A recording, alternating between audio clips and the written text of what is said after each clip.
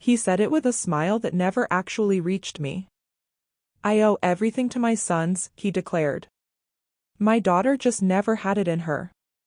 Laughter rose around him, applause echoed, champagne glasses chimed. And there I was, unseen all over again. The overlooked child who built half his empire yet never had her name etched onto the plaque. Warm, golden light washed over the banquet hall, flattering his silver hair and the flawless family image he loved to parade. Cameras flashed. My brothers, full of themselves, clapped him on the back like they were co-owners of his legacy. That was when I stood. I crossed the ballroom, each click of my heels carving through the noise. I held out a small gift box, black paper, red ribbon. From your biggest failure, I said, and then I walked away. When he opened it, he screamed. I can still remember looking up to him once. When I was 8, I used to sit on the carpet in his office as he explained the stock market, his voice steady and heavy like scripture. He'd let my brothers toy with his cufflinks, but he'd hand me a calculator. You're bright, he'd say, but business isn't for little girls.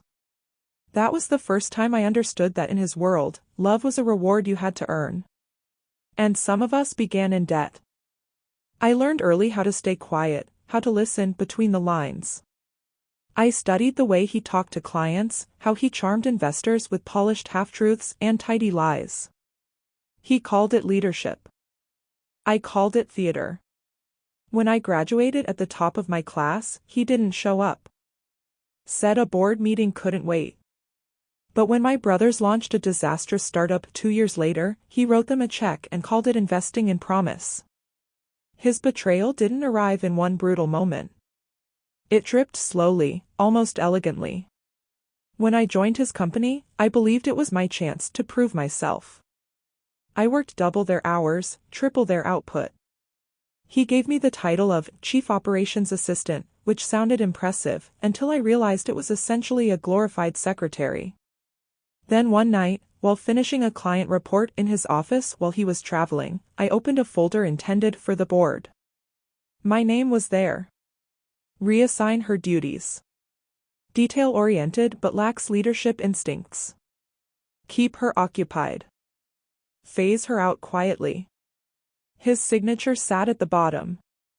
Something inside me went utterly still. I didn't quit.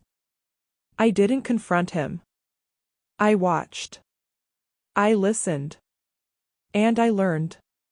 Beneath the corporate shine, he had secrets, offshore accounts, forged earnings, private transfers tucked behind shell corporations under my brothers' names.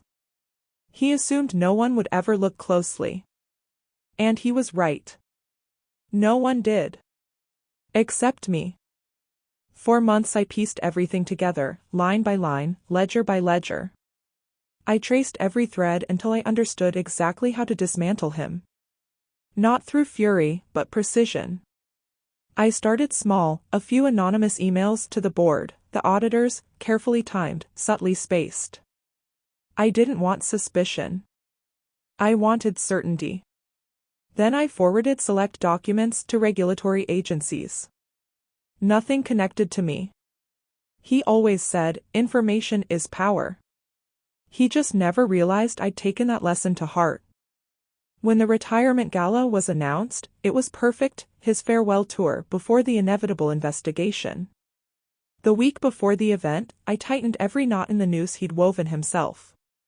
The box I handed him that night held a flash drive. On it, every hidden transaction, every manipulated report, every shell company, and one file titled From Your Biggest Failure. The same words I spoke to him. By the time he opened it, I was already gone, sitting in my car across the street, watching the glass ballroom shimmer behind him. The soundproof windows kept me from hearing his scream, but I saw his color drain. I watched confusion ripple through the crowd as he staggered off stage. It happened fast. Within 48 hours, the investigation went public. The empire he'd stacked on lies collapsed under headlines and subpoenas. My brother's accounts froze. His legacy decayed from the core. They say he had a breakdown. Locked himself in his office for days before officials arrived. He tried calling me, 12 missed calls, 1 voicemail. You don't understand what you've done. But I understood perfectly. People ask if I regret it. Regret is for those who were given love and lost it. I was never granted the chance. I didn't destroy him out of spite. I did it to balance the scales, to prove that the daughter he dismissed learned from the sharpest mind she knew, and then surpassed him. Now the company carries a new name. Mine. His office sits empty. His reputation, dust. And me? I sleep better than I ever have. The world calls it revenge. I call it inheritance.